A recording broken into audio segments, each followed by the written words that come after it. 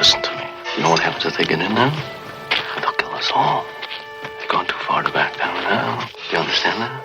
We're dead if they get in. Welcome to Now Playing Podcast's Straw Dogs Retrospective Series. If they want to kill us, they have to kill us. If they get in this house, we're dead.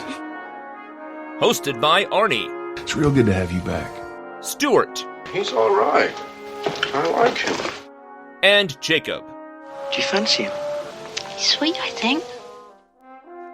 But be warned, this episode will contain detailed plot spoilers and strong language. Fuck, man! Right about that. Who's next? We hope you enjoy the show. Come on, let's go. Come on. The police will be here soon. Today we're discussing Straw Dogs, starring James Marden, Kate Bosworth, Alexander Skarsgaard, Dominic Purcell, and James Woods, directed by Rod Lurie. This is the Now Playing co-host who always counts his jump rope in binary, still Arnie. And Stuart. And this is the co-host who's too good for God, Jakob. Yeah, I don't know why there's a line about binary in this film. It doesn't make any sense! Stuart, you hung out in Hollywood. Do screenwriters often discuss binary numbers? I never discussed binary numbers, no.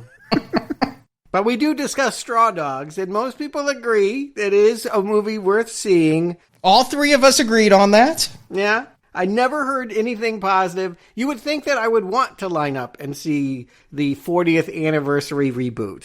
I'm not opposed to it. I'm going to put it out there that I think it is possible to make a good movie twice, but never heard anything good, disappeared from theaters really fast, and I just kind of forgot it ever happened. Yeah, I remember seeing the trailers for this, and I guess I'm just more cynical than you, Stuart. Yes, a remake can impress me. They could be as good or even better than the original, especially if it's going to be based on something that is deemed by many a classic. Like, that's an upward battle for me. You got to prove yourself. You got to really bring it. So, yeah, there's no way I was going to see this, and then I never heard a thing about it. Like, no one talked about it. It just disappeared. Forgettable is certainly the word I would use for it, as with so many remakes of the late aughts and early teens. I mean, we've remade a ton of films, and sometimes you'll list one to me, I'll be like, oh yeah, they rebooted that. Or I could bring some up, like The Fog, and people would be like, oh shit, they did make a new Fog. Yeah, they're just sort of, they come and then they evaporate.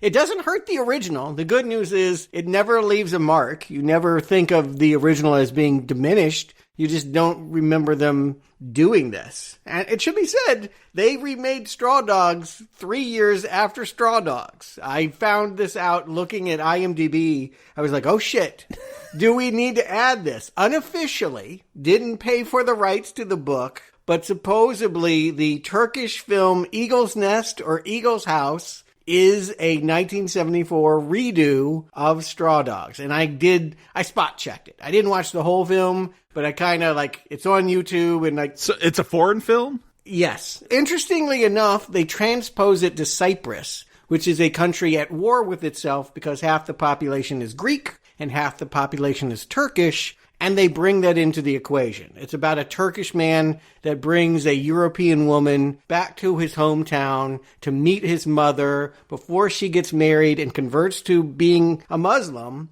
And the Greeks don't like that. And a cat gets killed. A village simpleton hangs out at their house. There's a bear trap. A lot of familiar things. The only difference is it's not Dustin Hoffman running around. It's the mother-in-law that's got like an axe, takes an axe to a guy's face. That sounds delightful. It's kind of, you know what? It's not good, but there was something about the fact that it was suddenly about like a persecuted Muslim angle that made it interesting, and the low-budget Turkish quality. Like, I might go to YouTube to find this. It's worth spot checking and watching. You know, I would watch every 2 minutes, and then I'd skip ahead 10 minutes and watch the next 2 minutes. And I would just say it opened my eyes again to the possibility that you can take what was done in 1971 and basically redo it again in a different context and come up with something interesting. Maybe it's not great, maybe it's not even good, but if it's interesting, good enough for me. And I think that's kind of what I was saying at the end of the last Straw Dogs review. Okay, you're going to remake this. You're going to have to find an interesting context to put it in, like that 1971 one. I think that makes that film as the context and the time it's taking place in and the commentary that's going on. But I wanted to give this film, this remake, this 2011 one that no one ever talks about or remembers, I wanted to give it a fair shake, so I did something different in my viewings this time. I watched this before I revisited the 1971 Straw Dogs. Oh. Because I hadn't seen that one in like 15 years. It wasn't fresh in my mind. Right. Like, we talked about that with The Girl and the Dragon Tattoo. If I saw that Fincher one first, would I have been into it a little bit more, even though I recommended it both. So I wanted to give this one the cleanest viewing that I could give it, with just faint memories of the original one. So I actually watched this before I watched the original. Nice. Yeah, so it's fresh eyes, and if it works, it works. So there's no bias, or less bias going on at least. That's awesome. I'm glad you did that. I actually was excited for this in 2011 because I'd been considering rewatching the old Straw Dogs for a few years. I had vague memories of it. It was something we were doing Now Playing regularly. And I believe Stuart would bring that movie up on the air, off the air, and it just got in my head. I'm like, I need to rewatch that movie. And then they did a remake, and I'm looking at the cast, and I was really into the early seasons of True Blood. We got Alexander Skarsgard in this thing. We got Cyclops James Marsden in here. And then Drake from Blade 3, Dominic Purcell. Yeah, these are some really great stars. The comic book stars you love to see again and again. I don't even think these are friends of Arnie. I think these are like people like and you shrug. Alexander Skarsgård I've liked in everything. I even liked him in The Stand, even though it wasn't a good version of The Stand and he was underutilized. You saw that Tarzan shit? I have not seen his Tarzan. Okay, I didn't think so. If I have, I didn't realize that was him. Yeah, it was recently. They had Margot Robbie and him did a Tarzan a couple years ago. Oh my God, I did see that. It was awful. Okay, I've not liked him in everything. Wait, Margot Robbie was in a Tarzan movie too? Yeah. What year is this? Like 5 years ago, maybe? Wow. I know, right? Again, you don't even have to be in Straw Dogs to be forgettable. Like, any remake can just, like, disappear into the ether. But I thought he was a great love-to-hate villain in True Blood. And James Marsden, yeah, you can pop him in the Friends of Arnie category. Really? You know, I've seen him in so much. He's a comforting presence. Okay, all right. Well, if that's what it takes. I wasn't excited about this cast, and I wasn't excited about this creative talent behind it. I think the biggest hiccup for me is writer-director Rod Lurie.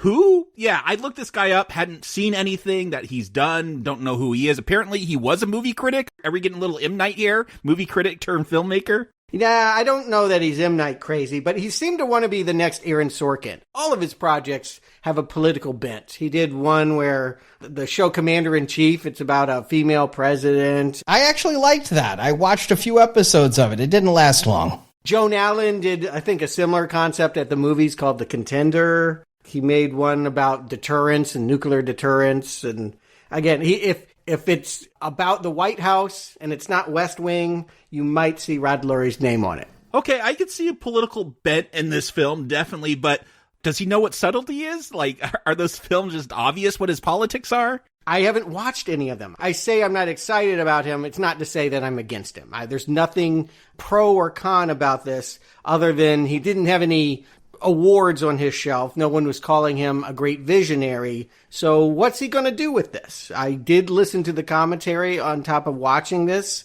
and he claims Dustin Hoffman is the reason he was convinced to remake it. That he was talking to Dustin Hoffman, and Hoffman was like, you know, you don't have to swear allegiance to Peckinpah. Keep in mind, this guy tried to get Peckinpah fired. Yeah.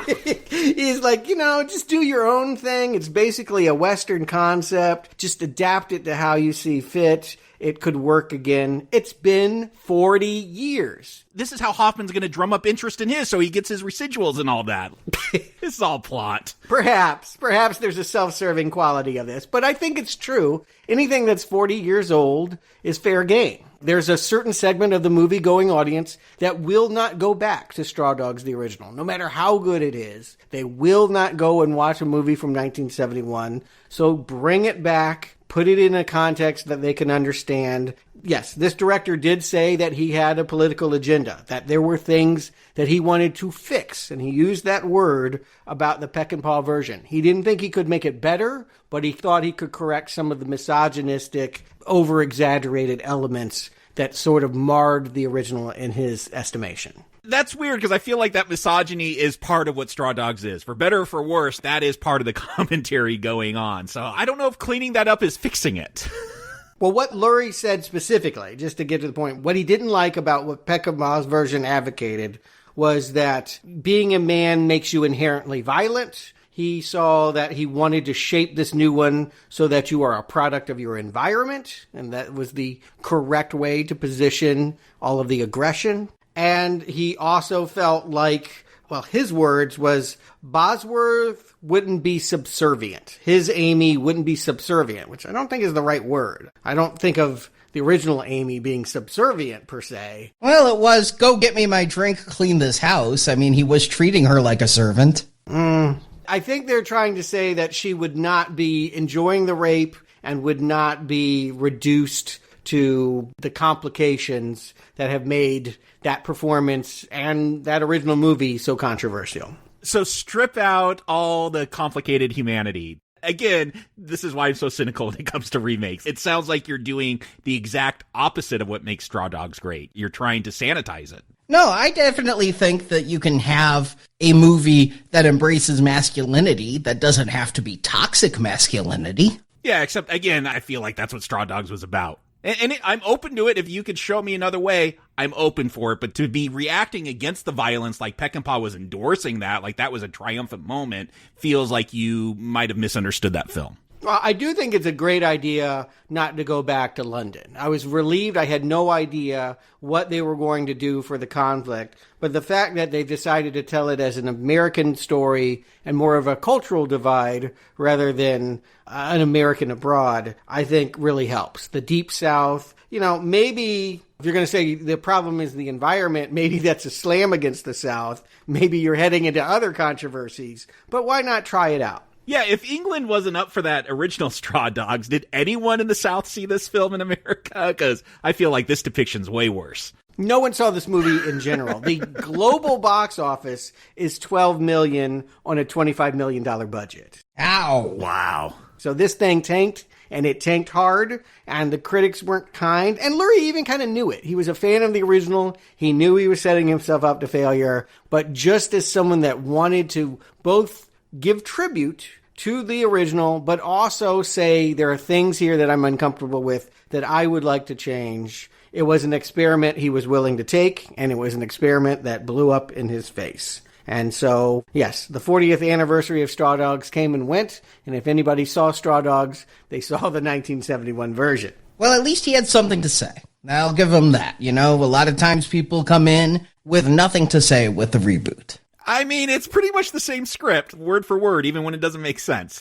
I question how much he has to say. Interestingly enough about that, I agree. I'll just go ahead and skip to what I originally wrote as my review before I listened to the commentary track is, boy, it would be really nice if he took some risk with this thing. He did. He originally wrote a Straw Dogs version that had different characters that were not based on either the novel or the movie, and it really went in different directions, and his producer said, we're really trying to remake Straw Dogs, so why don't you make it Straw Dogs? And when your producer tells you that, they're telling you if you want the money, you need to do what was done before. So it wasn't Lurie's choice. Yeah, they had already photographed James Marden with the broken glasses to mimic that Dustin Hoffman poster. Right. I don't think that Lurie's impulse was, I'm going to waxwork this, I'm going to Gus Van Sant this, I'm going to redo this with just a bayou backdrop. I think he had a different notion on where to take the ideas of violence and how your environment shapes you.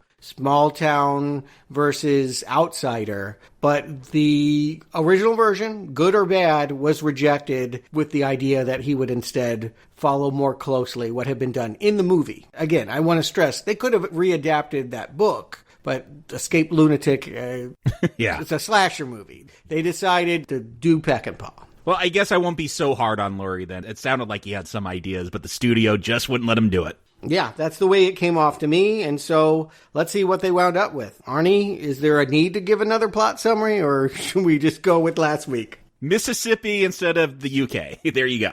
Yeah, like I have done with a couple of remakes recently, I did a copy and paste job here, There's a couple different names, including actors.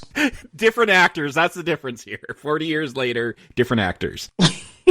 Well, there's a couple other differences. Screenwriter David Sumner, played by James Marsden, and a screenwriter this time. Screenwriter David Sumner is working on a new script. To focus on his work, David and his much younger actress wife Amy, played by Kate Bosworth, retreat to the small rural Mississippi town where she grew up. They stay in the abandoned house once owned by Amy's father. Alone in the house, Amy and David get into several heated arguments. David isn't getting along much better with the countryside locals who look down on the erudite, urbanite screenwriter. They're also a bit jealous of his hot wife. Especially jealous is Charlie Venner, Amy's high school boyfriend, played by Alexander Skarsgaard. It doesn't help that Charlie is at their house every day. David hired Charlie to fix the garage roof, and Charlie's doing the job with his rough and tumble friends Norman, Bick, and Chris. See, totally different. It's Norman, Bick, and Chris this time. Yeah, there's no rat catcher who wears a fake nose in this one. Yeah, there wasn't Chris last time, but he's not catching rats. We're going to shoot a deer instead of a goose.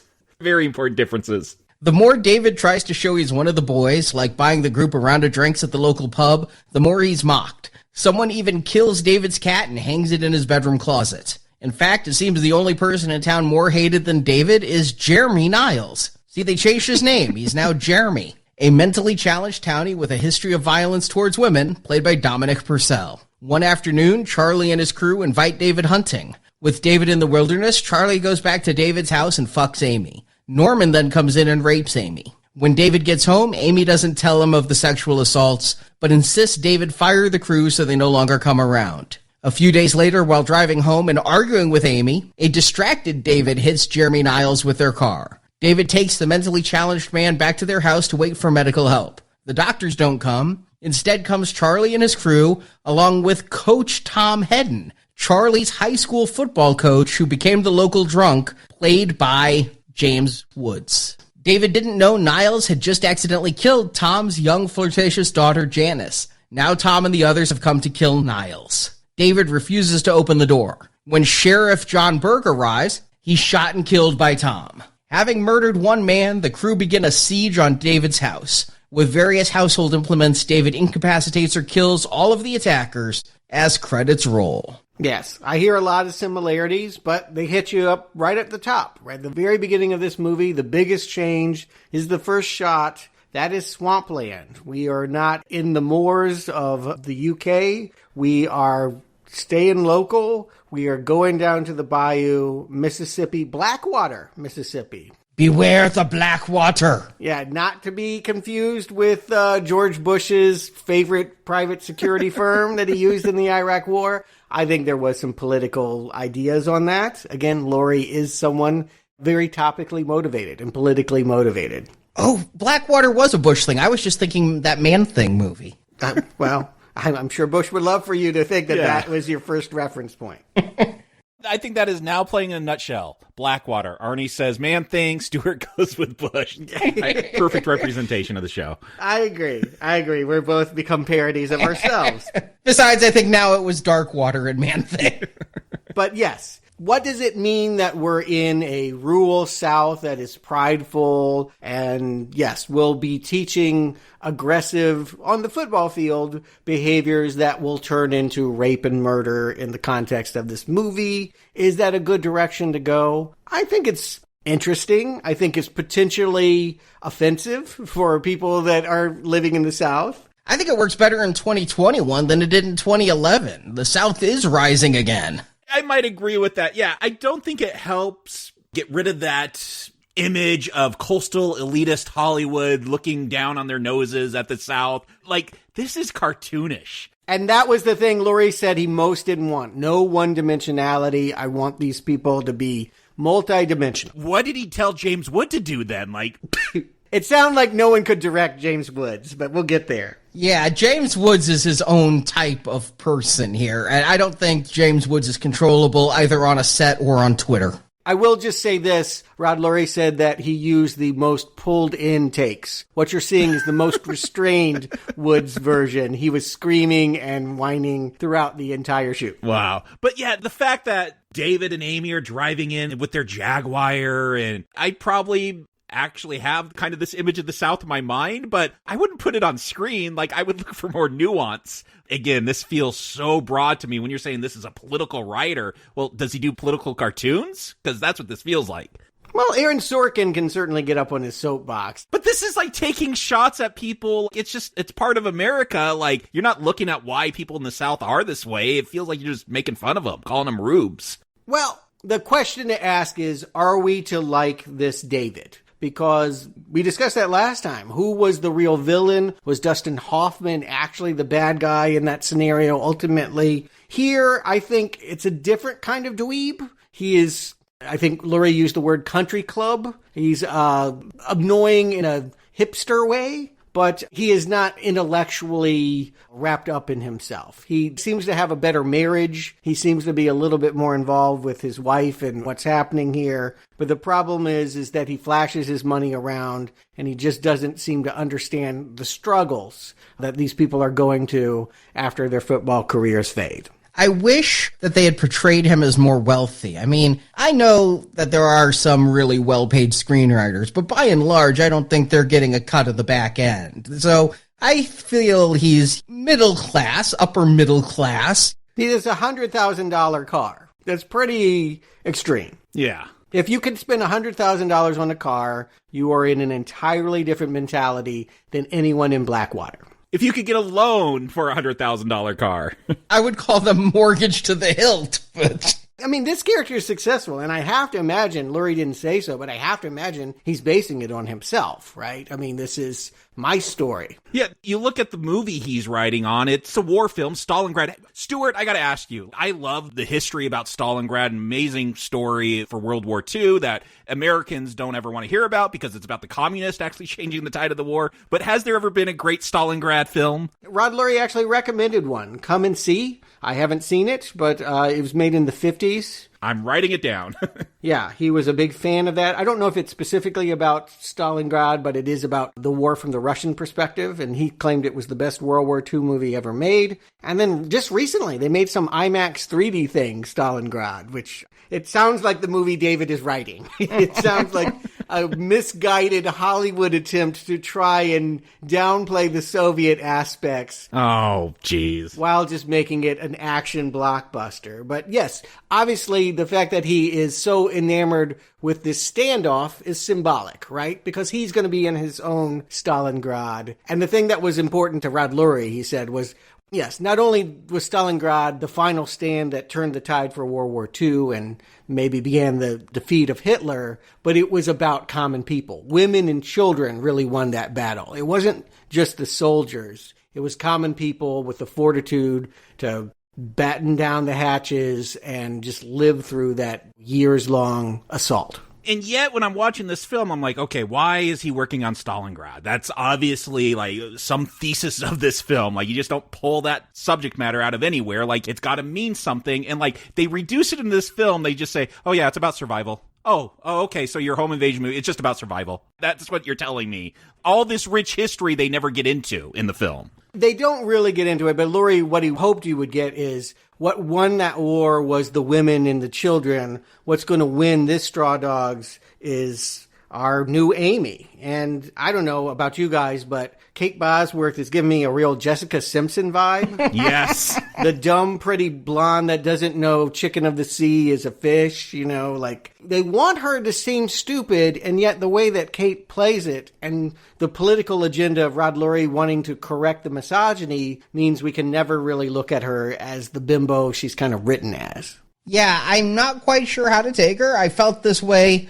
also about the last one, but here I get more of an impression that she's connected to this area. In the last movie, the only thing we got from Amy was that she used to date Charlie and that they're living in her father's house. It's a lot of lip service, but not a lot of connection. Here, she knows a lot of the people in town. They discuss how she's lost her southern accent, how she buried that, thus giving her a little bit more characterization of how she's trying to cut her ties and doesn't want to be associated with what people think of Southerners. Yeah, she's become a coastal elitist too. She starred in some TV show, we'll be told. Right. Yeah. And what's interesting about this is David puts the words in her mouth. He is the screenwriter for her show, and it's a real tension. It goes kind of unexplored, but the idea was he never gave her enough to do. And maybe that is a comment on the original Straw Dogs and Susan George. I don't know, but it feels like this is the movie that's going to give her equal footing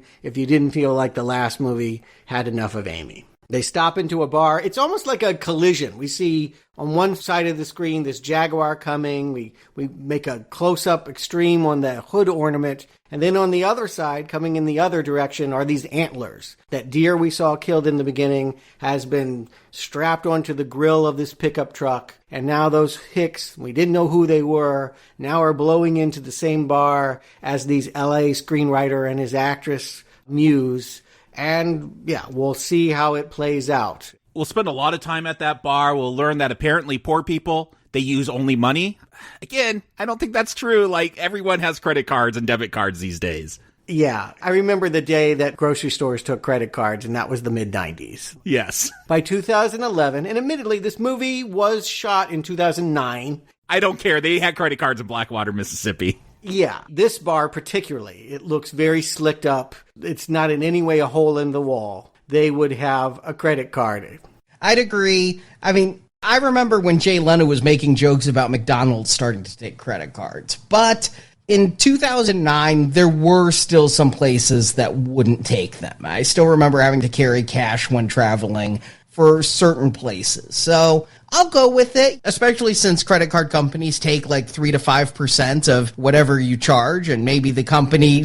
Sure, if they would have had a little sign, I've seen those, hey, if you use a credit card, we're going to charge you 5% more. But my problem is this movie, just from the beginning, is yelling, poor, poor, poor, rich, rich, rich, poor, poor, poor, versus rich, rich, rich, rural, urban. Like, I need some ambiguity from that original. I don't think it's that bad, but I hear what you're saying. It doesn't feel calibrated correctly. When I see these quote-unquote hicks, they look like they just came off of an Abercrombie ad. And so, like, I know rural poor. My family is from there. I every now and then go back, and this ain't it. These people are doing pretty well by comparison when I think about those relatives. Yeah, Jacob, you say rich, rich, rich, poor, poor, poor. I think the poor people use credit cards more than the rich people actually do. Yes. Yeah. That was the trap, right? They switched that in the 70s. Suddenly you could get a credit card if you had bad credit. Yeah, so I'm not seeing the divide here. And yeah, the fact that everybody's looking at him sideways because he wants to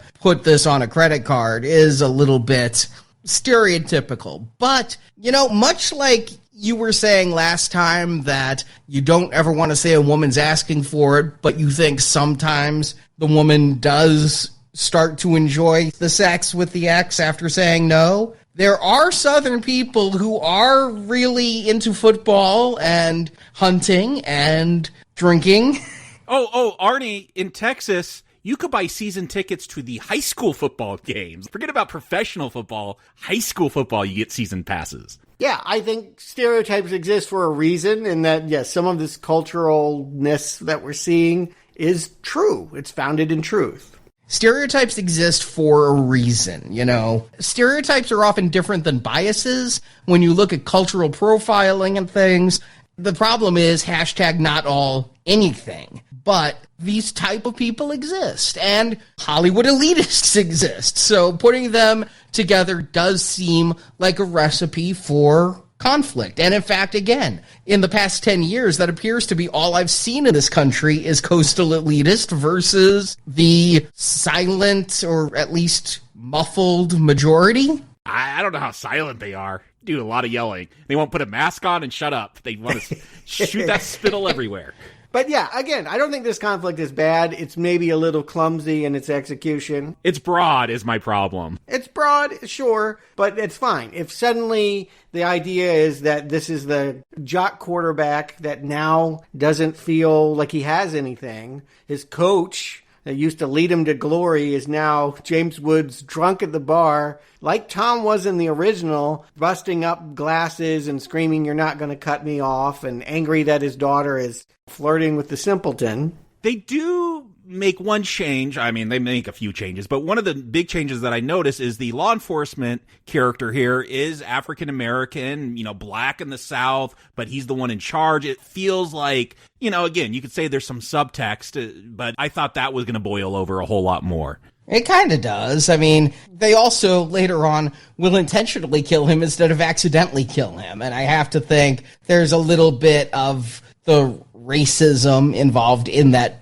choice. Yeah, no, I saw that. I was surprised it wasn't as broad as everything has been at this opening scene. I was surprised it wasn't more broad with that. Well, not only is he black, but he's also the only other celebrity Blackwater has ever produced. His claim to fame is he went and fought in Iraq. And so he is, quote unquote, a war hero. The fact that he's now the sheriff, he's using that celebrity to run the town. And so I think there's, like all hero worship, there is some idolization and there's some resentment, and it can come out in different ways at different points. It seems like in the beginning, the other guys on the football team seem to kind of like him. He's hanging out. They treat him as one of their own. But yes, later, maybe because of racial difference, maybe because they don't respect the law, they will end his life. That's a more interesting nuance than whatever Major Scott was in the original. I would say that that's a fine addition to this story. But when they get to the country house there, we still have Amy erasing things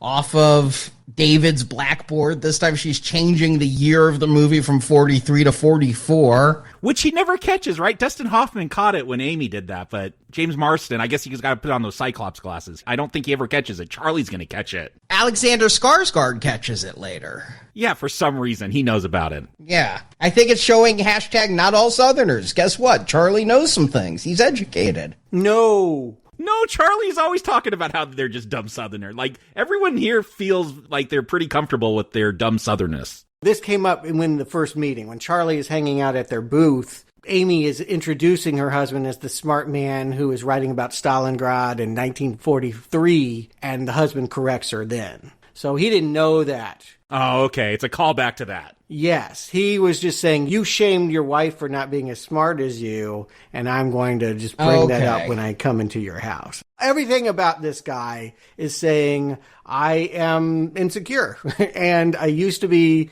the cool guy that was enough for her, but now I'm not. But I will argue, and I think you guys hopefully will agree, Amy and David don't seem to be conflicted the way that Dustin Hoffman and Susan George were in the original. I felt like that was a marriage in trouble, and they tried to save it by going to England. Here, I legitimately think that they're doing pretty good, and they're only here because her dad died, and the place could use some fixing up after a hurricane. Yeah, I totally agree. That was one of my surprises, because I watched this one first, technically, even though we reviewed the 71 last week. I did watch this one before, and so, yeah, going into the original Straw Dogs, I'm like, oh, that relationship really was different, because here, yeah, I get that they feel very much in love, where there's a lot of tension in that original one. Yeah, tension comes later. Yeah, there's tension here too, but it is a lot less, to the point that when she does things like erase that chalkboard, in the first one, it felt like she was trying to get attention or just passively sniping back at her husband. And here, I'm like, I don't understand why she did that. It's playful. She's just getting back at him for correcting her.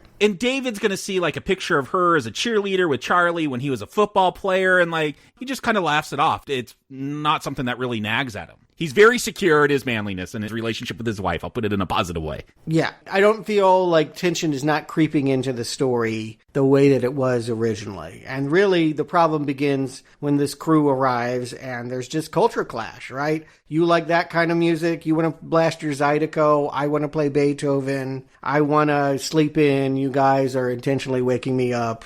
Kind of stuff you would expect in a broad comedy. Yeah, they're going to belittle him over the coils on his refrigerator not getting the beer cold enough. Yeah, it feels like The Neighbors, if you've seen that movie with Seth Rogen, where they're just having stupid arguments, but there it's, I hate to say old versus young, but young adult versus middle adult. So here, the argument about will you come to work an hour later, I'm actually siding with the workers, because you don't want to be working on a roof at fucking noon or 1. I don't do roofs, and I understand it's going to be hotter than balls up there. There's a reason roofers start at 5 or 6 in the morning and knock off around 11 or 12, and so they don't die of heat stroke. Yeah, I have a uncle who's an electrician. I worked with him for one summer. He's an electrician out in Arizona. We started at 3 a.m, and we were done by noon. Yeah, I mean, David's going to get mad and say they're leaving early every day, but I'm guessing it looks like summer in Mississippi,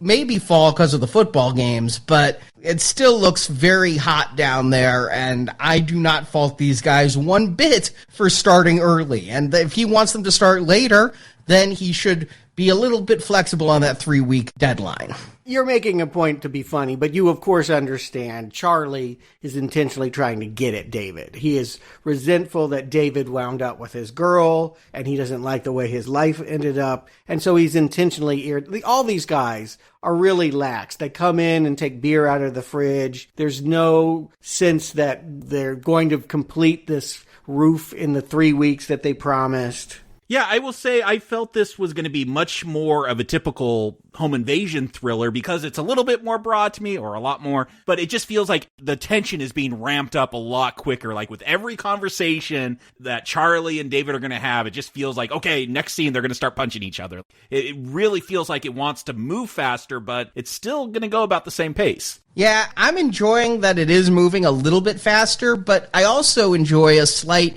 what I'm viewing as a difference in tone, in that I don't think, and maybe you guys took it differently, but I don't think everything that this crew is doing is being done to annoy him. When the one guy just wanders in casually to take some beers from the fridge, I think, he knows Amy. He's known her for a long time. I think he just feels comfortable, and when working on a friend's house, he feels like he can go in and take a beer, and that's just their cultural norm. I don't think he's doing it to razz David. Now, I do know Charlie and the Music becomes a literal volume contest at one point, and so that's obviously being done for a reason, but a lot of the stuff that's irking David is stuff that just... it's not how he's used to it being done.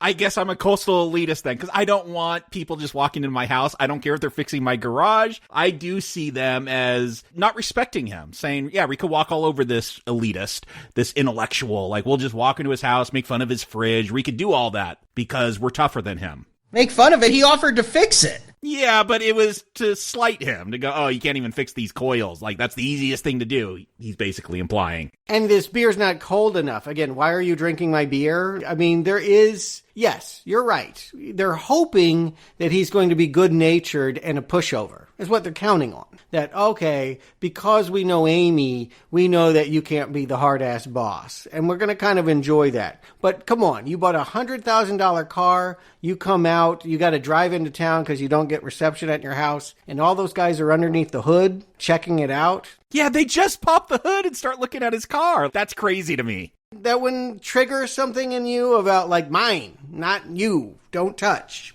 If they know about cars and they just want to look under the hood and see what I've got under the hood, I'm not going to care so much. Someone starts messing with your Iron Man car, you're not going to like it. Yeah. If they're handling your Marvel statues and saying, I read a comic book about this character once, and not treating it with the respect that you thought they were going to. Okay, if they started touching my statues, we'd have issues. I think you need to think of this guy's car in that way. He doesn't want to see them get so familiar that they are treating his stuff like theirs. And that's really the problem. But he is trying to be understanding, and we do get an explanation for the name in this one. They actually will spell out a new reason why these people are straw dogs. David is reading the local paper, lamenting about the fact that they put football on the front page and they don't talk about the war or economic collapse or anything that's really going on outside of this small rural world. They're all straw dogs. He references a Chinese ritual I've never heard of, but it kind of sounds like what you were talking about, Jacob, last week. Yeah, people offer up these straw dogs that have great importance, but once they're offered up, they just get discarded. They don't mean anything. Right. These men have no point anymore. At one point, they were heroes because they served a point on the football field, and then when they aged out of that, they are nothing. And so he has a level of sympathy for them, but he is irritated, and he sees that he's being taken advantage of. He can feel that. A level of pity, but also a level of condescension. Like, these people are worthless now. I mean, their usefulness is over. They're straw dogs. Throw them away. Their best days are behind them. Right. He does believe that about them, and maybe they believe it about themselves. And I think that's a really interesting way to go. I wish it would have been maybe more of a drama, not be straw dogs, and explore that, like, yeah, you had your glory very early on in life, and now you've got to spend the rest of your years while I'm still a rising star. I'm going to write this great Stalingrad movie. I almost feel like the interesting stuff here isn't what would have been interesting with that 1971 Straw Dogs. Yeah, a dark Friday Night Lights is a new way. Again, it's never how I thought of Straw Dogs. It's a new way to go here. But so much of this is repeat. We see Amy jogging past them and getting leered at, and she will, I guess most of it's on the editing room floor, but she will flash her boobs at them when she gets mad at David. I felt like the actress didn't want to show them. You say she showed them and it's on the cutting room floor? The director would not specify who made the decision. He ultimately said, I made the decision, but yes, this scene is more tame than the way it was written. And yes, you may be right. Bosworth may have just said, I'm not doing that. You're talking about the scene where she's just jogging, because there is another scene where she just stands there topless for him. I'm talking about both. I'm kind of combining all of those familiar beats where the men are basically leering at her, and David's response is like, well, of course they leer at you. Look at the way you're dressed. Yeah, they have the same conversation, which I think that in 1971, like, well, put a bra on. Like, that would have reflected maybe even the majority's opinion. Like, don't ask for it by going around without a bra. In 2011... I guess Twitter wasn't quite what it was, but like there would have been a tweet storm over this whole thing. Well, he even uses religious metaphor. He calls it reaping and sowing. Basically, you shouldn't expect a different reaction from those guys if you're going to wear that short and that shirt with no bra. Yeah, it feels like it wouldn't quite go that way in 2011. What I liked about this, though, was, I mean, again, it's like I said last time, no woman is asking for it. Nobody's asking to be robbed, but if you're walking around with a diamond on every finger, she's walking around with a diamond on every finger, and he's pointing that out. But what she says is, I dress like this for you. Did you buy that? No. I did. That felt like such a hollow line. That was... No, I believe her. I really do believe her. No. She dresses for him? Yes. No, she dresses that way because she wants to. Maybe she doesn't want the attention of the roofers, but I don't get the sense that she's trying to get him interested in her. Plus, she has a career. Unlike the woman last week, this woman needs to be calling her agent. She needs to be booking her next show. Why is she even down here? Well, they didn't talk about how the show recently ended, so they should address that. Hollywood's a hustle, man. You can't take a 2-week break. You got to keep hustling. But I have talked to a number of women who, yes, they want to look good for their husbands. They want to dress up and look good because they keep the marriage spicy, keep him interested, whatever you have. She is an actress. She is paid for how she looks. She knows her next gig is based on the fact that she's going to go out there in the heat and jog 6 miles. And that's what she's thinking about. I feel like she throws that back at him and it doesn't land correctly. There's no way that she's doing any of this for him. Well, I bought that line, and when he says, you don't need to, I know what you look like naked, I think that's really harsh. I think that's like a really shitty line for him to say. It is shitty. I mean, again, compared to the bickering we saw last week, not that shitty. What's a weird recalibration for me with the Amy character is, you know, we have that scene where in the original, she goes upstairs, her top's off. We hear David say, hey, make sure to draw those curtains. And she stands there for a second and the roofers look at her and get a little peek and it kind of moves on pretty quickly. Here, it's like a striptease. She's going to stand square in that window so they could all see her, slowly remove that shirt. We see less. Again, not asking for it, but it feels like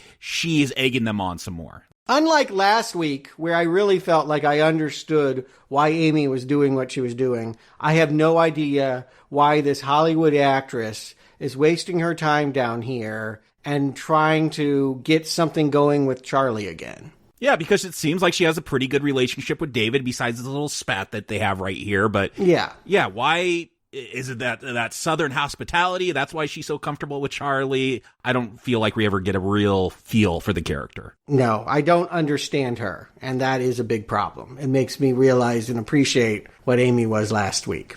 But David, yeah, we get him. He is always trying to be polite, but in a condescending manner, and he's just not clicking with this town. When he drives in to get signal, they trick him into almost having a wreck again. He's getting a little bit miffed. I do love how, because of that, he has to go get a tire change. And even the mechanic is like casually condescending. Like, if you ever want to come by, I'll give you a free lesson on how to change a tire. Yeah, that is kind of where I turn against David, because, okay, fixing a refrigerator, sure, that takes some know-how. You got to watch some YouTube videos to figure that out, and roofing a barn, okay, you got to know how to do that, but a tire, I learned how to do that when I was 12. Everyone should know how to change a tire. So, question, just trying to feel the room, where are you at with David?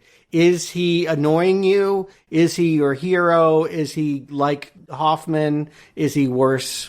I don't like him as much as Hoffman, just because Dustin Hoffman's a great actor, and I've always thought that James Marsden is as bland as plain white toast. And that may be a good thing here, because bland equals kind of despicable. But where I'm wondering is, do you have your allegiance with him? Do you feel sorry for him now that these people are bullying him? Oh, I still am on his side the same way I was the other Davids, though. I mean, he's not doing anything to intentionally raise their ire. He's still buying them a round of drinks, trying to be nice. He's being polite about don't come in. I mean, he's a little bit more stupid. Yeah, that is the word I was looking for. Yeah, going out there in his robe and slippers and climbing the ladder to tell them... His Harvard shirt. That's what the real mistake was. He wore a Harvard shirt out in front of those guys. Yeah, so I feel like he's more dumb, and thus... I mean, again, I'm not going to say he's asking for it, but it feels a little bit more like he's deserving of it. Yeah, don't ask me to compare Marsden to Hoffman. Please, don't.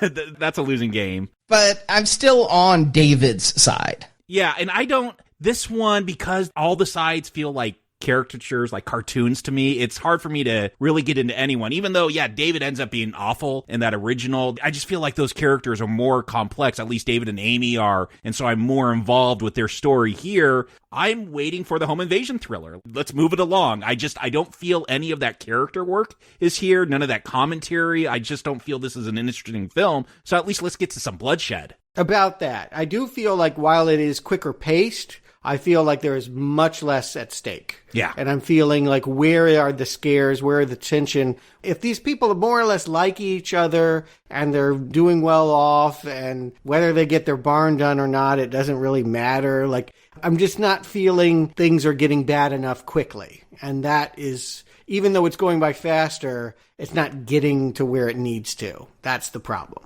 It doesn't become interesting to me until Marsden goes to church. And this is a good scene. I actually feel like this is one of the better scenes. He's horrified by the fact that the minister is going to have them pray for a football victory, that the Fighting Bengal Tigers are going against the Mudbugs, and the sermon's going to be all about that, and then throw in some revelations. He walks out there and has a dialogue with Charlie that's sort of similar to the fight between science and religion of the last one. I thought it was a pretty good scene. I'm more on Charlie's side here than I was the pastor of the last one, blaming all scientists for the nukes.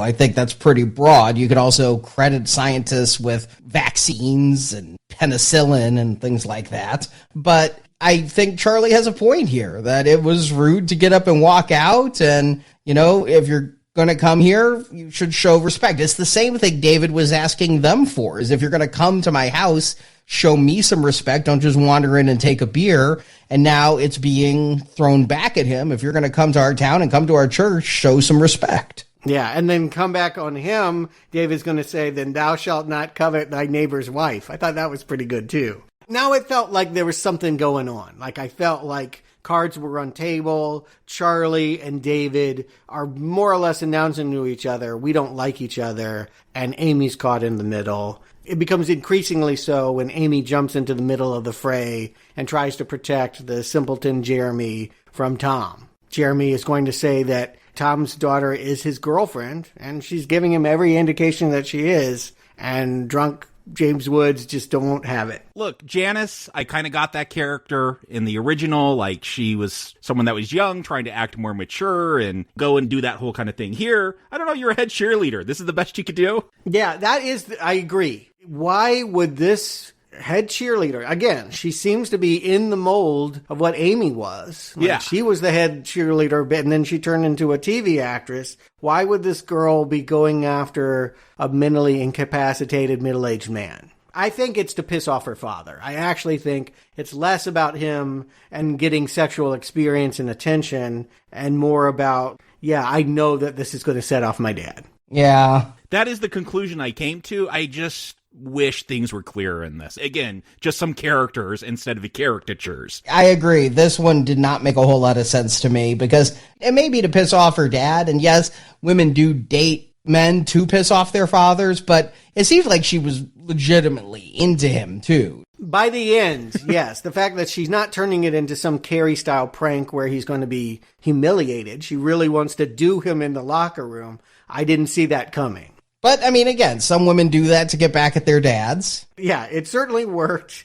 And yes, James Woods is wailing on this guy, and Amy jumps in the middle, and David's mad at her for that. He doesn't want to get involved. At this point, he wants to keep it to himself, and the conflict is basically don't socialize with these rubes. It hurts that they don't have the Vietnam backdrop, right? I get that football is violent and they're trying to say that that's part of this culture here and maybe people are quick to temper and all of that. But I feel like we're missing that subtext from the last movie. Yeah, and that's what I was saying. Like, you're going to remake this. Okay, you got to find some kind of context to put it in. Football being popular in the South? Okay, you're going to have to do a lot of legwork then to make that work for me. I could maybe kind of see it, but that is the problem for me, is it's trying to put it into... Again, this is stuff that applies to now in America. Like, there is kind of this Civil War vibe going on where people not getting along to violence breaking out in our Capitol buildings, and yet this doesn't feel like any of that real stuff we're experiencing. No, because they kill Flutie, and they should not have killed Flutie. Like, Flutie made sense the last time,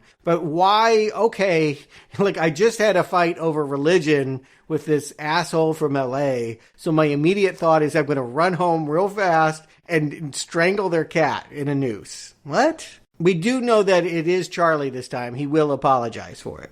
Yeah, that does not make sense. He does not seem the type to kill the cat. And it wouldn't hurt David as much as it would hurt Amy. So what's he trying to accomplish? It just sets off her suspicions, and we see, kind of playing out as it did last movie, her trying to guilt David into taking action. Instead of a man trap to set up, I think this is just a beer trap they're setting up in this one. It is, but why do that again? Like, I feel like that's definitely one you don't go to. Like, we aren't going to do beer traps. We aren't going to hang kittens. We've got to come up with different kind of shocks.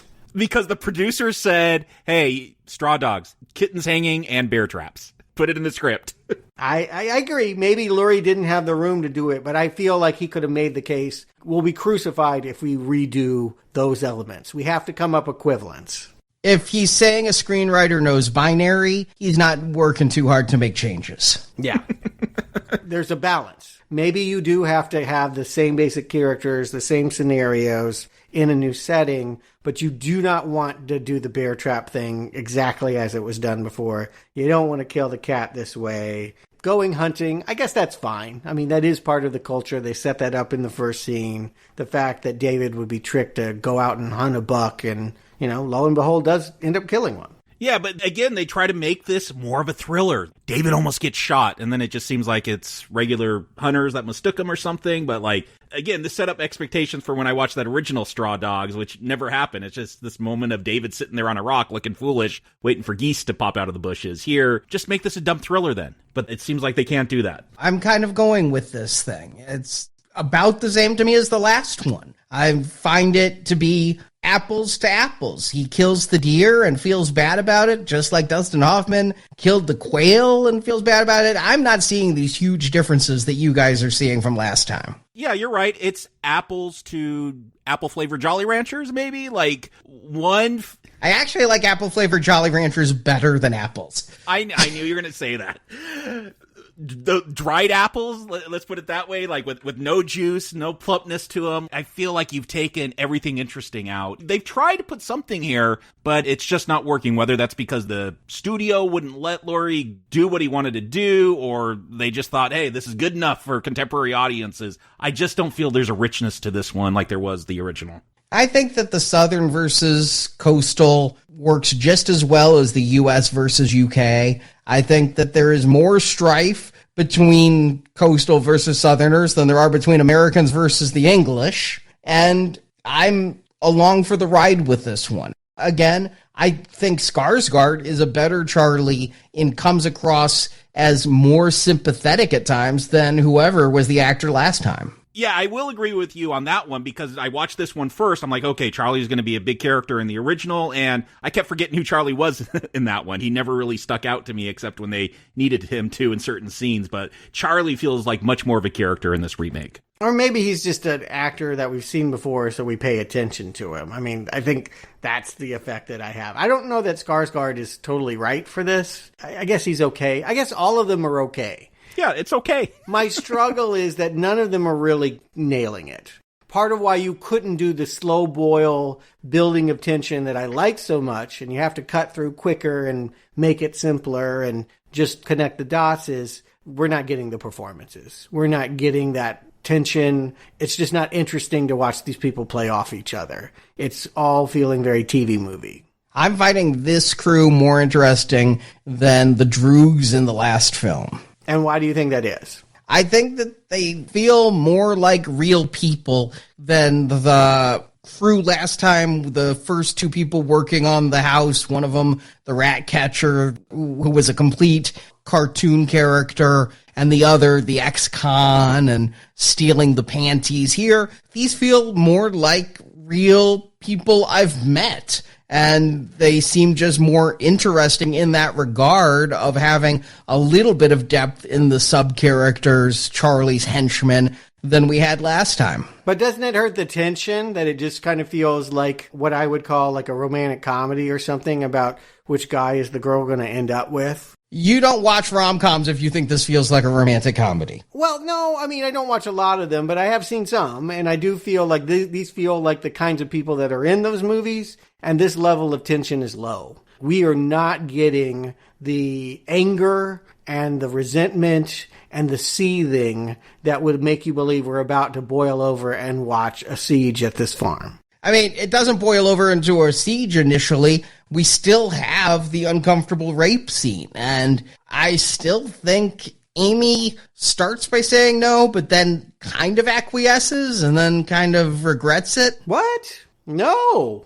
No, this feels very different. First of all, this Amy won't even let Charlie in. She's trying to stop him from coming in. In the original, she just lets him in. He just walks in and does his thing. This one, it feels like she's putting up a fight the whole time. No, clearly, when Charlie's on top of Susan George in the original, there's a moment where she's pushing against, and then the sounds of conflict become coitus moans. And she's finally like, hold me, and all of that. This Amy won't look at him. At no point will acknowledge that what's happening to her, she's receptive to. Doesn't she reciprocate a couple of kisses in there? I thought I saw. No, not in this one. You must be blurring the two movies. This one is a hard line, like a giant black line in that no means no. And again, that was Lurie's point. He wanted to make it explicit that we would all understand she takes no pleasure in this moment. I guess the different amount of fight she puts up for Charlie versus Norman is what makes me think there's a different level of acquiescence there. I mean, with Charlie, she eventually stops fighting. With Norman, there's shrieks and everything. But that shouldn't be a barometer about rape. Yeah, she never looks like she's into it the way in the original it does.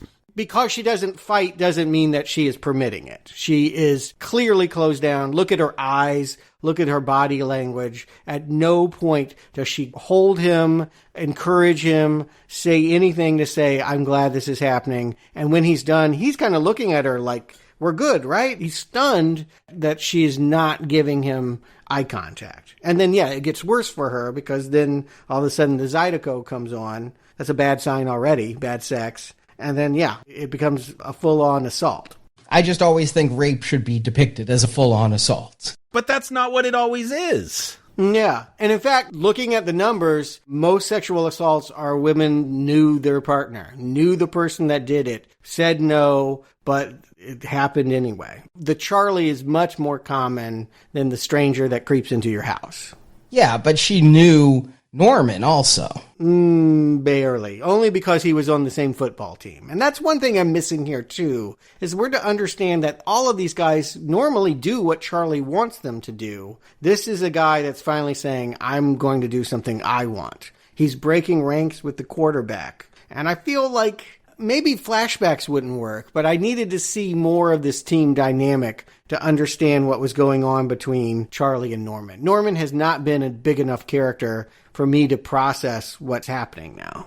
And Charlie doesn't hold her down for this the way he did in the last film, but he does sit back and just watches the show, which I found creepy. Yeah, it almost feels worse. It's out of character. Again, this is the take charge quarterback, and like suddenly, shock can do this to people. He seems incapacitated, stunned that this is happening. I mean, post-ejaculation, you get tired, doesn't have all his energy. But I really would have thought that, again, in both movies, I get the sense that Charlie is not about sharing, and Charlie is about being with Amy, whereas Norman is about getting back at David. I want to hurt David, and this is the way I'm going to do it. See, and I thought Norman was about, I covet Amy, I'm jealous of David, I want what he has, and I will take it. It's kind of the same thing. We're saying the same thing. No. You're saying he raped her to hurt David. I'm saying he raped her because he wanted her. Yeah, but it also hurt David. It's a package. No, I want what David has. I don't think David's a factor in his mind when he rapes Amy. I don't think he's just a rapist that goes around raping anyone. They've all been coveting the house. They've even talked about what's inside and what they would want and all of that. He has looked under the hood of that car. They definitely want his things. I would say Norman is treating his wife like a thing. Yeah, but I think he would have wanted her even without David there. Would he have raped her? He would not have assaulted her if he had not felt dismissed by David. You think? Yes. Agreed, yeah, I agree. I don't know. I mean, who knows? Again, it's so thinly drawn, this character, that, again, I can't understand the dynamics the same. I can't read this movie the way that the other one was because it hasn't been calibrated with the same precision. I do like the fact that David has tried to hitchhike and the sheriff has stopped him and is like ticketing him for poaching. Like, do you have a license for that gun? And could you please put the safety on? Well, I get it, the poaching thing, but the fact that the sheriff's like, we had 3 calls about someone walking around with a gun. It's the South. When I lived in Texas, people would have an AR-15 strapped to them going into Target. No one called the cops. Yeah. No, but again, I think the more to the point is like, yeah, David is... Yes, really keeps having to pay. And again, the idea that he's going to have to pay these guys off and fire them, he's going to give away most of the FEMA money. It was a throwaway line at the beginning that they got $8,000 because a hurricane hit that barn, and he's going to pay off $5,000 of that. This is a win for those men. Oh, you're firing me? Okay. $5,000 walking away fee, no problem. I'm happy to be fired like this any day of the week. Let's go to the bar. Yeah, I would only have done that if they were giving me the materials they said they bought. Oh, you bought the materials? Bring them here and I'll reimburse you. But David's happy just to get them out of his life. If only it were that easy. But yes, it's a small town. And Amy is insistent that if David is not going to leave, he's now saying, this is my home. I'm not going to be chased out. Well, if you live here in Blackwater, you're going to have to go to Friday night football. And of course, they're going to be there.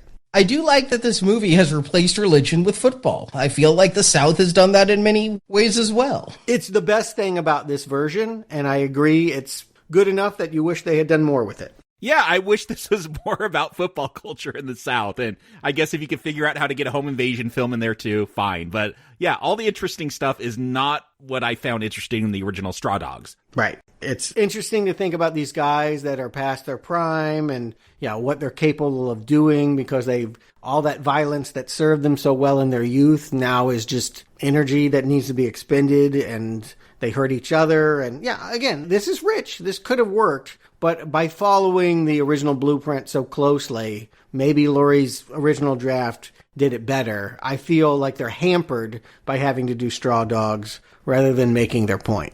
I do think that her flashbacks worked better in church than they do at a football game. I'll say that. It's the same kind of clash editing of her remembering her assault, but when they're all sitting in church and she's in a quiet room with them, it feels more believable than at a raucous football game where they're somewhere in the crowd. Right. And certainly we've already talked about the whole Janice and Jeremy thing. You didn't seem to like it in the last movie, and here it just doesn't need to be. It just does not need to be in this movie. But there has to be some spark to light the fire at the end fight, and so they're going with the same thing. Yeah, something else would have been preferable. But yes, they have been forced to, chosen to, honoring the original, slavishly devoted to the original. However you want to characterize it, I think it's unfortunate that it just doesn't get the same irony out of it. Watching David stand up for Jeremy this time doesn't mean the same thing. Yeah, what was telling to me, because I watched this one first, I'm like, no way this stuff is in that original, because I did not remember this subplot at all from that original one. So I'm like,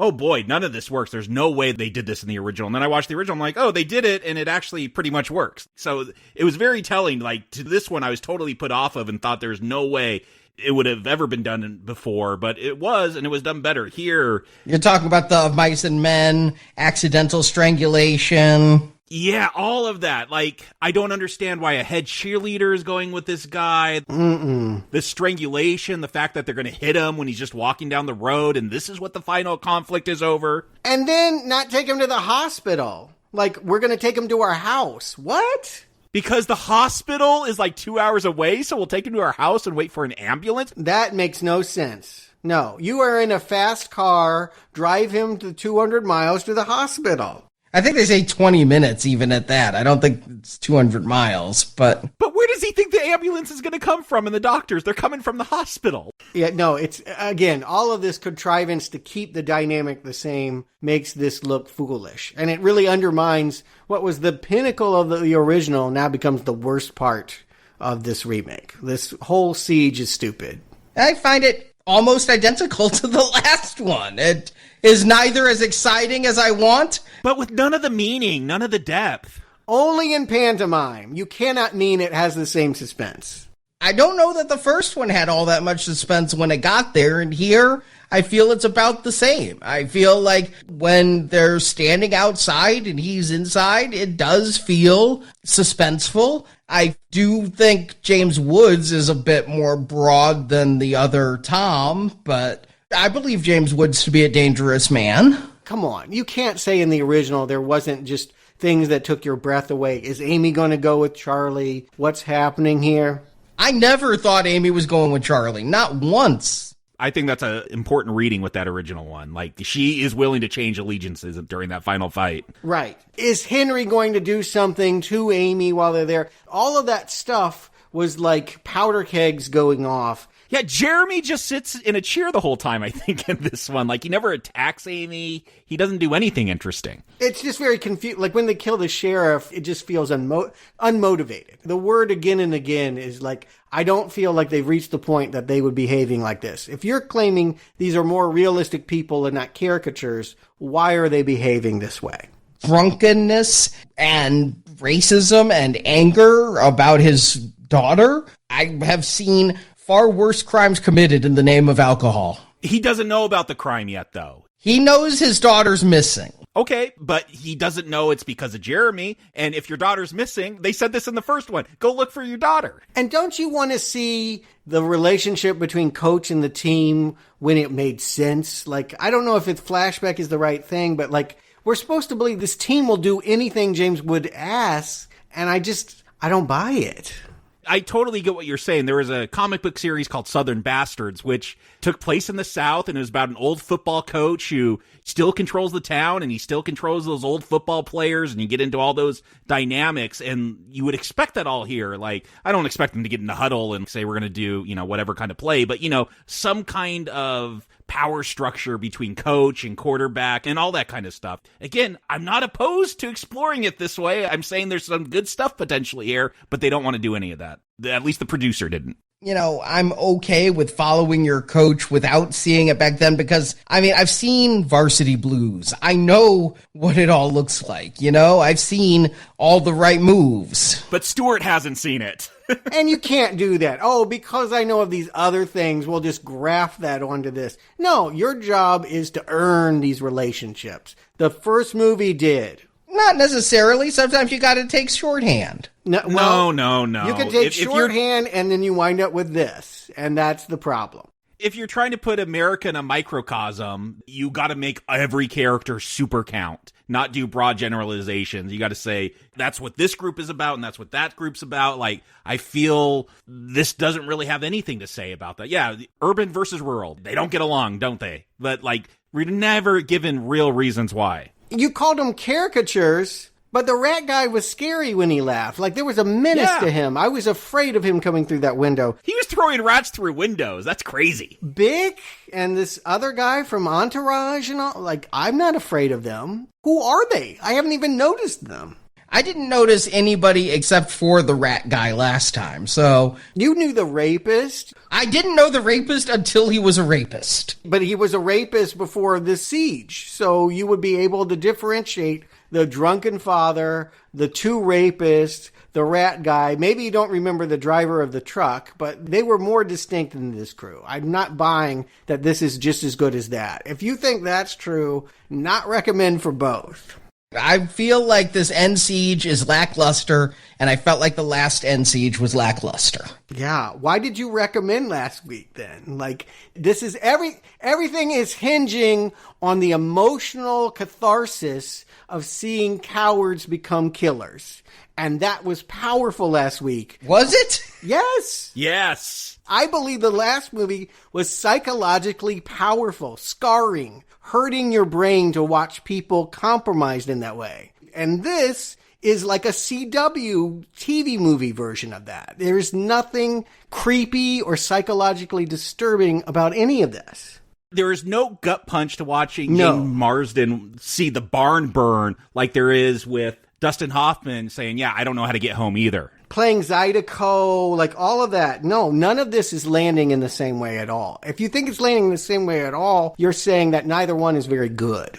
The sieges at the end, I don't think either is great. I do like when he plays Zydeco at the end. How could you recommend Straw Dogs and not recommend The Siege? Everything is about the home invasion. It's all building to that. What was good about it if not The Siege? Again, the relationship between Dustin Hoffman and the townies and the fish out of water drama. And yeah, The Siege is the culmination, but you can't call it a great action sequence. Like you said, that's not what Peckinpah even wanted to do. It was a great action sequence. Why can't I call it that? It was cathartic. It was amazing to watch it go off and to see the ironies explode. It wasn't just the hitting and the punching and the shooting. It was the ironic way that people turned into the very thing that they hated. They suddenly were compromised. Yeah, there was tragedy involved with that. Yeah, every kill is a tragedy in that original. Exactly how do the brutes become the thing they hate in there? I never saw them break out a book to try to get at David. I don't see the brutes changed at all in that movie. I mean, they killed the law enforcement. That was an accident. Charlie wanted Amy to love her and did everything. Again, if from Charlie's point of view, he didn't rape her. He tried to win her back. So yes, all those people were misguided. And here, Charlie also thought he was winning her back during the sex scene. It wasn't until after that he realized. Yeah, but there's nothing that Amy did to say that she was into it. I don't know why it matters who dies in this version. I really don't. Again, David went from pacifist, avoiding conflict, to standing up for the house. Why was he avoiding conflict? Again, they didn't establish him as someone that was running from violence. So this doesn't feel like an incredible right turn. Because Stuart This is Stalingrad. This is about survival. Yeah. That's all it's about. That's what I'm saying. This is about survival. It's about the kills. It's about the adrenaline. When I see Hoffman kill someone in the first Straw Dogs, the original Straw Dogs, like, that's a tragedy. That the loss of control of humanity at the end of that film is a tragedy. This is a thriller. And so, okay, let's see some kills and get to the end. One thing I think they do want you to see is that this time Amy is going to get the rifle and has no problems killing the man that came to rape her. They want to give her that kill. And I do think that, if not a cheer moment, that is something that they are giving the audience to say, heroic moment. She deserved it. It is an upgrade from the last film in that I feel like if the rapist will be killed, she deserved to pull that trigger, you know? No one deserved a kill last time. You're not to root for a single death that happened. It is saying that those instincts are based and animalistic, and when you play into that, you are becoming savage like them. It is pitting your own desire for murder against you. Now you're saying it's cool when the right people, when the good people kill the bad guys. This is the dumb version. I now realize even more we saw different movies last week, and I'm very confused as to why you think that this is the same. If nothing else, in intent, it's very different. It seems pretty similar that eventually the Hollywood guy needs to stand up and protect his property. I do believe in both movies, the answer is not in either extreme, but a combination thereof. You see a downfall of Dustin Hoffman, I see a compromise. It wasn't even his property. That was part of the irony. It was like the Vietnam War. We shouldn't have been there. Yeah. We were fighting on our principles when we didn't even belong there. It wasn't our home. And fighting for that property doesn't redeem the abuse his wife went through. It doesn't change anything. It's a house. He's not saving any people. He's not bringing justice with Jeremy. He's protecting a killer. He's saving Jeremy. Yes, that was an irony. You've got to admit that irony was richer last time than this Jeremy. This Jeremy doesn't even... No, in my notes for this one, because I watched this one first, I'm like, why did they have this Jeremy subplot? Get rid of it. Doesn't need to be here. Yeah, it should not be in this movie. It doesn't even need to be in this movie. It could have just been that they came there for a different reason. I think they came with murder in their eyes, and that's what pushed both Davids to not give in this time, is because it became life or death stakes. I'll agree, though, I don't like James Marsden watching the house burn down as much as I like David driving into town saying he doesn't know where home is. And I do wonder, I still think things aren't great between David and Amy at the end of this one. Really? What's to get over? They were still fighting during the siege, and when it's all said and done, he's still yelling at her to do what he says, and when he's standing out there watching the barn burn, he's standing alone. I feel like that's telling me that there is distance in this marriage that wasn't there when they came down. She, with no hesitation, picked up that shotgun and killed her rapist that was going to kill her husband. Killed her rapist, yes. Who would hesitate at that? Amy in the first film did. Yes. I feel like this couple is going to be just fine. They're going to get the Hollywood ending. Or maybe not, but is it a tragedy if they don't end up together? I mean, again, they're just not interesting to watch. Well, then let's not prolong the inevitable. Jakob, Stuart, why don't you recommend this version of Straw Dogs? Jakob. I mean, there is so much that is similar, and yet this one feels more hollow, which would have been okay if it was more of just a traditional thriller, and they would have just got to the action quicker and make it the awful thing that we all expect Hollywood to make a remake of Straw Dogs into, instead of this, which is even more confounding to me. Like, we're going to take the exact same script, but throw it in the South. We're going to say the same words, but it's 2011. There's none of that context of war or politics or anything. Well, we'll have some stuff about Southern life, but we're not going to really delve deep enough into it. They should have just gone trashier and just more Hollywood with it. Just make it a thriller and don't try to get into all that complexity, because I don't think they even tried. Or maybe Laurie did, and the producer said, no, you're not allowed. It's got to be exactly what we did before, but without any of the context. So I lose all the richness of character. I lose all the richness in the themes, all that rich irony at the end that, like, again, I'm not laughing because it's funny, but it turns into almost a dark comedy with Dustin Hoffman running around at the end, shooting everyone up. And it feels like a tragedy, a total loss of humanity. Here, okay, we're a standard thriller, let's kill the bad guys and go on. It just loses all that juice that was in that original one. So yeah, this is more hollow, but it's not hollow enough where it's going to at least give you those base thrills, which is the problem. It's something stuck in between. So it's a not recommend. Stuart. I will say this much, Arnie. It came close on some level in the beginning. For the first half of this movie, I was like, well, they're trying to do it on their own terms. They're trying to get there while commenting on other things. And yes, they're trying to fix some misogyny or perceived misogyny. They're trying to fix the idea that environment made these people who they are and they're not just savages because they're human.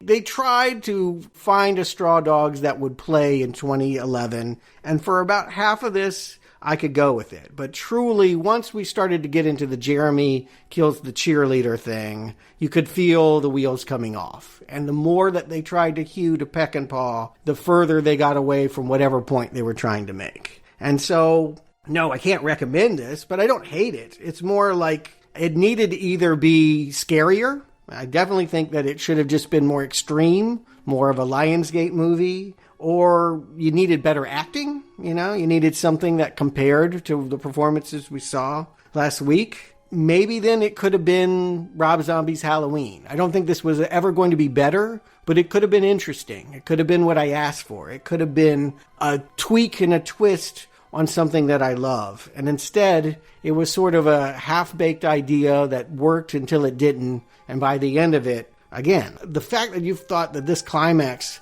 was identical in thrills, I can't even begin to contemplate that. Like night and day. This movie is without suspense, without psychological scarring. You can watch it with anyone and not feel disturbed in the same way. It is a very forgettable not recommend. And I came in with the absolute lowest of expectations here. I have seen a lot of remakes from the 2000s that are abysmal. Again, The Fog might be better if Uwe Boll had directed it. So coming into this, I didn't remember what I thought of it from 10 years ago. Forgettable is the word, but I watched it that time because I didn't remember so much what I thought of the first Straw Dogs. Watching them both pretty much back to back for these reviews, yeah, I think each have their pluses, each have their minuses. This one has a much more palpable audio mix. I was not annoyed by listening to scratchy cassette recording audio. Criterion usually does better on that stuff. So I guess that's the best audio they had for the original version. This one, hey, it's modern, so it sounds good. I think Peckinpah did more with the scenery of his area. Here, at one point, the director's going to turn the camera on its side for a car going past. It's just not visually exciting. But it all comes down to the story, which I feel is about the same story. The fish out of water getting into conflict with, nerd versus jock kind of fight is in both cases here. And I feel like you get about the same experience in both, and neither is a must-see, but both are fine enough. I've said it enough times in the show. I don't need to belabor the point. It's a weak recommend, same as the last one. So there's no way to split that photo finish. You're not going to say one is slightly better than the other. No. Okay. Yeah, both eke it over to recommend barely. I'm surprised you liked either. And happy. I'm glad you found entertainment here. But, okay. I cannot agree that it's the same experience in either package. They're very different experiences, even though they follow the same basic plot points. In my mind, one will shock you, and one will lull you to sleep. Well, this Friday, we continue breaking into homes with the sequel to The Strangers. The Strangers Prey at Night. We're getting religious? No, prey with an E. Oh, wrong prey. Hunting prey at night. That's usually when I would expect the strangers to be out killing people, but Yeah, that's what they did in the first one. I think it would be a little bit different. Prey midday, Mm-hmm. Afternoon snack. I mean, we should have a whole franchise by this point, but the second movie took 10 years to make. So, we'll discuss all about why that is, why it took so long, why this isn't a bigger franchise this Friday. And this is the second film in our silver level of our fall-winter donation series. Got a lot of films coming up. after this one. We continue on Silver. Coming up, You're Next, Don't Breathe 2, in the Gold level, all the Paranormal Activity films, in the Platinum level, Bird Box, and the 2 A Quiet Place films. You can really help support our show and get all of these bonus reviews. Details at nowplayingpodcast.com/donate. Thank you for your support, Jakob, Stuart. Thank you for joining me. And until next time, come on, Henry. We're going home.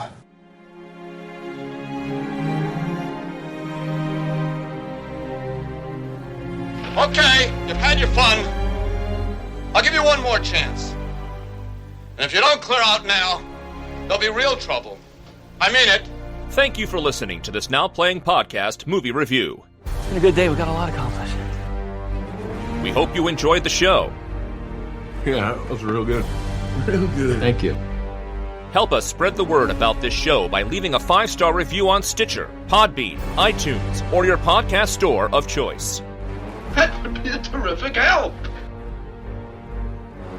Want more reviews like this one? In the archives section of NowPlayingPodcast.com, you'll find more than 1,000 in-depth movie reviews from our panel of hosts. Come on, catch up! On our site, you can hear reviews for every installment in the world's biggest film franchises, including Star Wars, Batman, James Bond, Middle-earth, Jurassic Park, Fast and Furious, and the Marvel Cinematic Universe. You ever do horror films like that movie Saw, or action film? And come back to NowPlayingPodcast.com next Tuesday for another all-new movie review podcast. You've had your fun. Pay the man and leave. Support from listeners like you keeps Now Playing Podcast on the air. Oh, we can take care of our own here. Usually do. You can donate directly by tapping the support button at NowPlayingPodcast.com. Yes? How much? Oh, reasonable. And you can join our Podbean crowdfunding campaign for early access to new episodes, exclusive reviews, and bonus reviews. There was once a time, Mrs. Sumner, when you were ready to beg me for it. Need more Now Playing? Subscribe to our In Focus weekly newsletter for exclusive digital download giveaways, celebrity interviews, behind-the-scenes insights, and more. Sign up through the subscribe page on our website and get it delivered to your inbox every Friday. You want to stay here? This is what we do on Friday nights.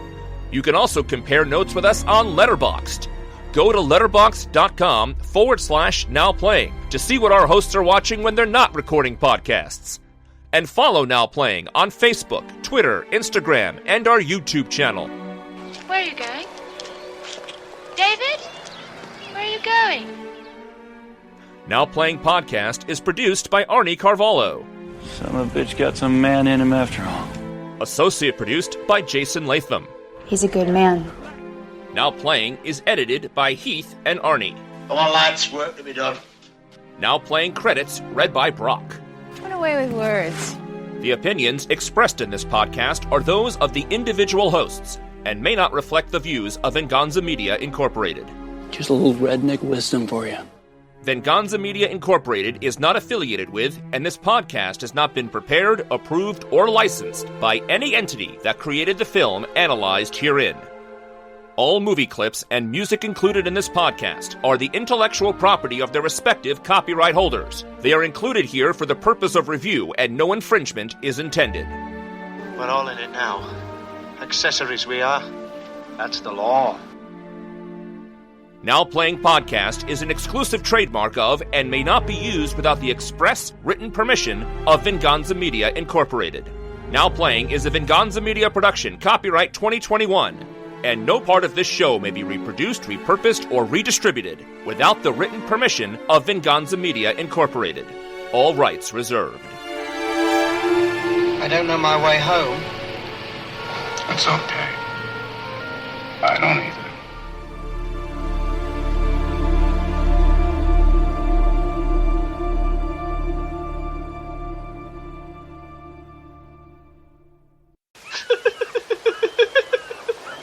Over-exaggerated elements that sort of marred the original in his estimation. That's weird because this is... Thing?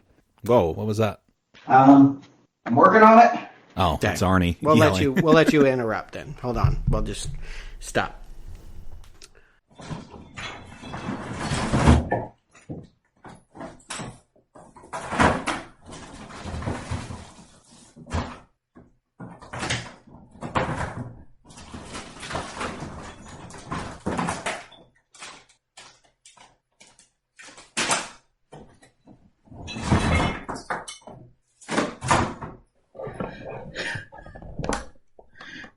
Can you hear me now? Yeah, we've been able to hear you for a while. Can you hear us? I can at the moment. Okay, that's good. I want to give it a second to see if these headphones cut out again. What happened? Did everything just die, or? I think two things happened. The headphones died, and I think when I got up to find a cord for the headphones, I accidentally unplugged the mixing board and didn't realize it. Yeah. And so I'm trying to fix the headphone issue because I couldn't hear you. I had no idea you guys couldn't hear me. Nope. Every once in a while we could hear like a sigh or something. It was picking up it was stuff it interesting. usually doesn't. Yeah. It's probably because it was using the onboard mic. Yeah, we're like, was he taken by a poltergeist and he's trying to speak to us from the other side? It was very weird. Yeah, it did have that like reversed sound quality. Like we're playing the record backwards. Help me, Mommy. All right, I think we're okay. The last thing I heard was Stuart saying he wanted to fix the misogyny of the first film. And other things, yes. Yeah, and then all of a sudden I started to talk and then you made a noise, so we stopped. Yeah.